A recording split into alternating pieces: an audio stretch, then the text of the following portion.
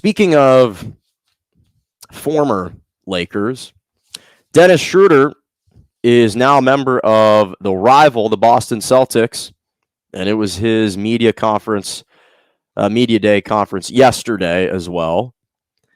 And he had some interesting remarks. He said that he had never actually received an official offer from the Lakers last year for 4 years, $84 million. In fact, he said, quote, "The Lakers told us we are not talking during the season, and at the end of the day, I never had that contract in front of me." Now, obviously, this comes on the heels of him reportedly turning down that massive contract and leaving millions on the table and being forced to sign a 1-year, $5.9 million deal with the Boston Celtics.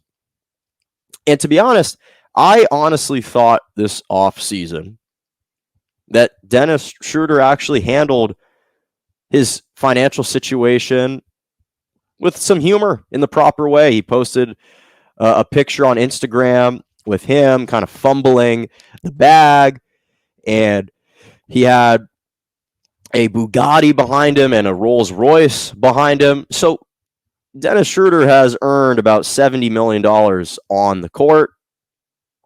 He's financially set. There's no question he's made a ton of money. He hasn't come up short in that regard. But at the same time, the reason I liked it is because it showed me that he clearly kind of acknowledged that he botched that opportunity, that he kind of sensed, man, I kind of screwed this one up.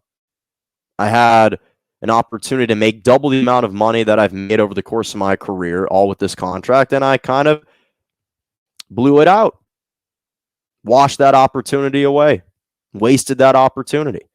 And sometimes having that kind of self-deprecation is what's needed to move on. And so I had a lot of respect for Dennis Schroder for just kind of owning it and understanding this was a big gaffe.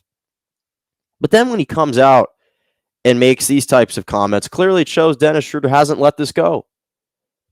He still can't rationalize how after turning this down, he didn't receive any substantial offers from any other team. I think he's still in a state of disbelief that he went from 4 years, $84 million reportedly, to 1 year, $5.9 million. He's still in a state of disbelief. He's trying to wrap his mind around the fact and justify losing out on that much money. But this is why, to be honest, I don't believe him. I don't believe that the Lakers didn't offer that amount of money. Is because it was reported that they offered him a 4-year, $72 million contract earlier in the season. That was corroborated by multiple reports, multiple reputable sources. And it's hard for me to believe that a guy that's been offered 4 years, $72 million, all of a sudden it's now inconceivable that the Lakers would have offered him $12 million more over the course of the contract, just an additional $3 million per year more. Like, that type of deal is inconceivable. I just don't buy it. I simply don't buy it because all of the trusted sources in the NBA reported 4 years, $84 million. And now Dennis Schroder saying, didn't really happen because he targeted $120 million. And I don't think he foresaw himself coming up so drastically short in the postseason. This is a guy who averaged 15.5 points per game in the regular season, probably enough to warrant some of that money, although it's questionable at best.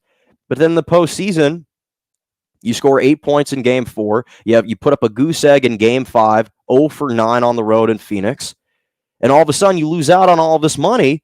And I said this right before that it was reported that first of all, right before this was kind of reported that he was signing with Boston, and even before he entered the playoffs with the Lakers and didn't perform well, I actually commended Dennis Schroder for believing in himself. I have no problem with an athlete feeling like they deserve more money than is being offered to them. They should feel that way.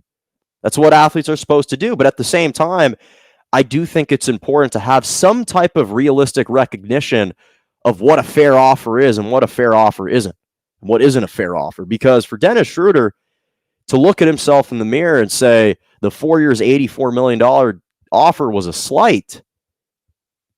Well, that's a bit naive on his end. And to be honest, that's his representation kind of letting him down. So I just, I don't want to hear now right before the next season. I'm sure he was asked about it, which is why he was forced to address it. I just don't want to hear right now about, well, they never really made me that offer, so I don't really know what to tell you.